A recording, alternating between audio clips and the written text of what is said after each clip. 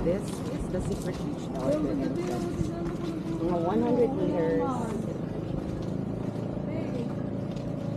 Ito naman for the castle. Halaman din, ganda. Oo nga eh. It's like a forest. Yan ang unisip. Yan ang for the video. Ay, ang ganda doon. Ay, wow.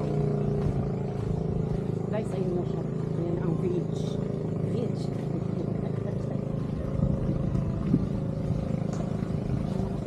Property pala dito.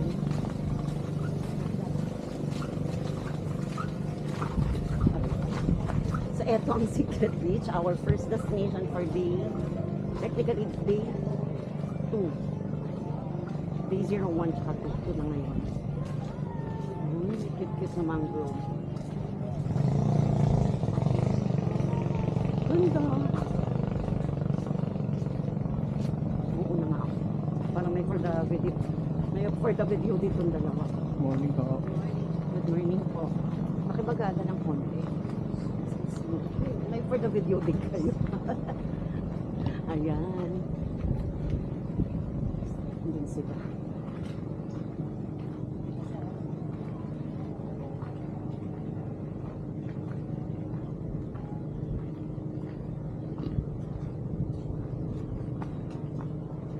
So mga 45 minutes tayo dito. Ayan, dito na palang lumaman. Ay. So parang hindi pa dito, dun pa.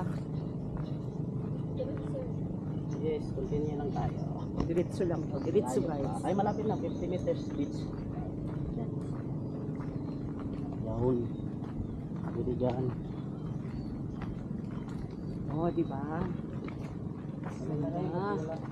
Wala pa masyado tao. Nauna kami. Sorry. May nauna na sa atin, lumabas. May nauna na doon. Palalabas na. Sana walang ibang tao para mas maganda.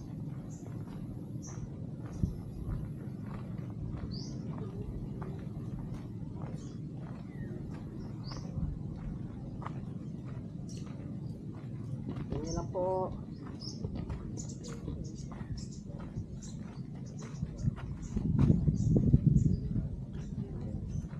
Sila.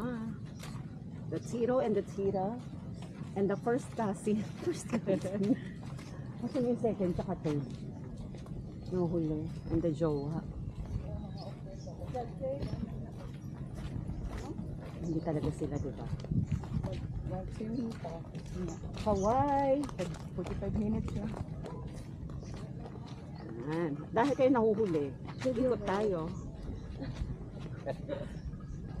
Dahil patangong si Kuya Kibeng. Pag hindi ngumiti yan, ewan ko na lang. Iwan siya. Iwan siya. Si Kawawa, mukhang kawawa daw siya. Oh. It's the Kuya Kibeng. Ayan, there's a lot of coconut tree. With the angel and the Kevin and the doktora. Magkano isa? Kung sakaling gusto niya Sasabihin. Ano daw?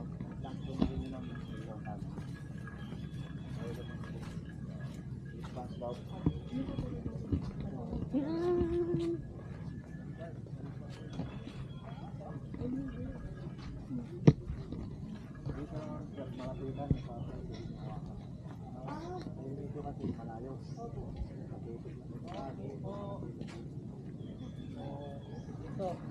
Careful lang ang ano dagat because there's a lot of mangrove. Tapos picture dyan sa mga puno ng yung maganda. Highway lang. Picture ko kayo sinong gusto mag-picture. Ang chill naman. Mga mangroves yan o kuya. Pero doon galing may ano fresh water. Malawak naman ba? Lamakar to.